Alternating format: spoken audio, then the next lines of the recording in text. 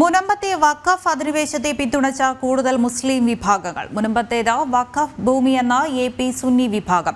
വഖഫ് ഭൂമി വിട്ടുകൊടുക്കില്ലെന്നും സിറാജിൽ ലേഖനം. മുഖപത്രമായ സുപ്രഭാതത്തിലൂടെ സമസ്ത ഇ.കെ. വിഭാഗം ഭൂമിക്കായി അവകാശവാദം ഉന്നയിച്ചതിന് പിന്നാലെയാണ് എ.പി. വിഭാഗം മുഖപത്രത്തിലെ ലേഖനം. ഉന്നതതല യോഗത്തിന് മുമ്പ് സർക്കാരിന് കൂടുതൽ സമ്മർദ്ദത്തിലാക്കാനാണ് എ.പി.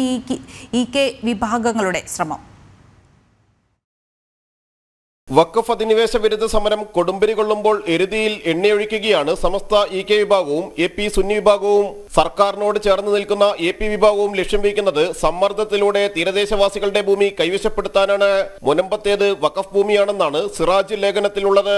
വഖഫ് ഭൂമി വിൽപ്പന നടത്തിയത് ക്രിമിനൽ ഗൂഢാലോചനയാണ്. കുറ്റക്കാരെ നിയമത്തിന് മുന്നിൽ കൊണ്ടുവരണം. വഖഫ് ഭൂമി വാങ്ങിയവർ കബളിപ്പിക്കപ്പെട്ടവരാണെന്ന് ലേഖനം ചൂണ്ടിക്കാട്ടുമ്പോൾ മുനമ്പത്തെ ഭൂവുടമകളുടെ സ്വന്തം ഭൂമിയുടെ അവകാശത്തെ കൂടി ചോദ്യം ചെയ്യുകയാണ് എ.പി. സുന്നി വിഭാഗം. ഇരകളെ പുനരധിവസിപ്പിക്കണമെന്ന് പറയുന്ന ലേഖനം മുനമ്പത്തേത് വഖഫ് ബോർഡ് പിടിച്ചെടുക്കേണ്ട ഭൂമി തന്നെയെന്ന് ആവർത്തിക്കുകയാണ്. മുസ്ലിം കോർഡിനേഷൻ കമ്മിറ്റിക്കും വിമർശനമുണ്ട്. തിരിമറികൾ നടത്തിയവർ കോർഡിനേഷൻ കമ്മിറ്റിയുടെ മറവിൽ പതിയിരിക്കുകയാണ്.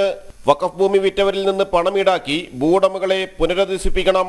മുനമ്പത്തും ചാവക്കാടും തലപ്പുഴയിലുമെല്ലാം വഖഫ് ഭൂമിയുടെ കള്ളക്കച്ചവടമാണെന്ന് എ.പി. സുന്നി വിഭാഗം എഴുത്തുകാരനും പ്രഭാഷകനുമായ O.M. തരുവണയുടെ ലേഖനത്തിലുണ്ട്. വഖഫ് അധിനിവേശ വിഷയത്തിൽ പ്രശ്നം ആളിക്കത്തിക്കുകയാണ് സുന്നി വിഭാഗങ്ങൾ. അവകാശത്തിന് അർഹതയില്ല എന്ന് അറിഞ്ഞിട്ടും ആവർത്തിക്കുന്ന ഇത്തരത്തിലുള്ള ലേഖനങ്ങൾ. മതപ്രീണനം മുഖമുദ്രയാക്കിയ സർക്കാർ ഒടുവിൽ വഖഫ് ബോർഡിന് തന്നെ ഭൂമി നൽകുമെന്ന വിശ്വാസമാണ് ഇവരെ നയിക്കുന്നത്. ജിജീഷ് കരുണാകരൻ, ജനം, കൊച്ചി.